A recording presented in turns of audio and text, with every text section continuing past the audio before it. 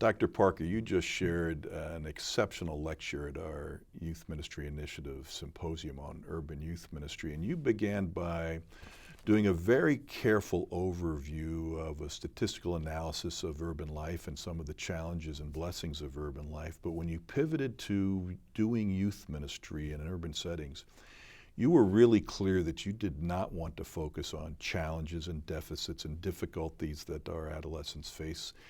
You wanted to focus on the gifts and the blessings across a diverse community. Tell us a little bit more about why you want to do that in advising youth ministers. Thank you. Thanks for this question, but most of all, thanks for this opportunity.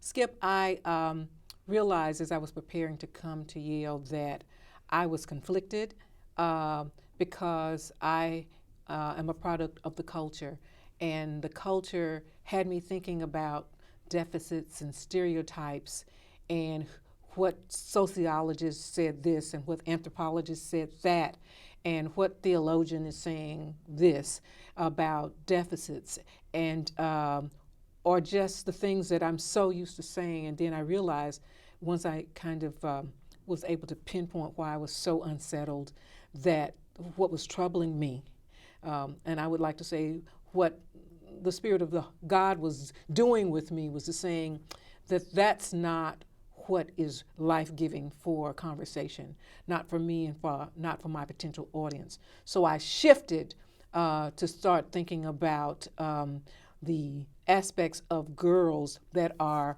in the same room, in the same ministry, that are across the socioeconomic spectrum, and what the richness of that would bring.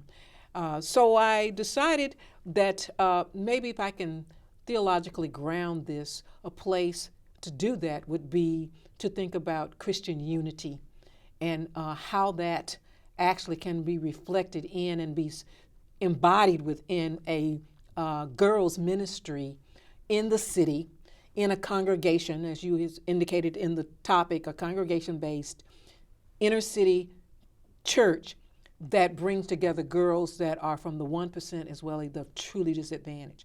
Well, that if those girls are in the same room, that we can focus on how they can reflect to us unity in Christ, just by them being there and focusing on the sameness. As well as I discovered statistics that the deficits, teenage pregnancy, girls who are dropping out of school, a number of those things that we hear that are stereotypical and negative about poor inner city black and brown girls that's the minority report. It's not really the majority of girls. And Niobe Way and her colleague have helped me to see that we can focus on that larger percentage and the good things that they're doing that helps them survive and resist some of these urbanizing situations. So to imagine unity that's embodied within a group of girls that are in a congregation, having a youth night together, focusing on their sameness and a topic that's relevant for them, that they have some passion and energy about, is the first thing. But also, I wanted to challenge churches to think about this globalizing and pluralistic world that they need to model for young girls as they do ministry with them, because not all the girls that come are Christian. So for me, it's not only the unity of Christ, but also the unity of the whole human world that God, through Christ, envisioned as a foundation for thinking about ministry with girls that is multi-ethnic, multi-socioeconomically, multi-everything. So that is the starting point. The starting point for a conversation that I thought I can build some of my own work on as I think about urban girls.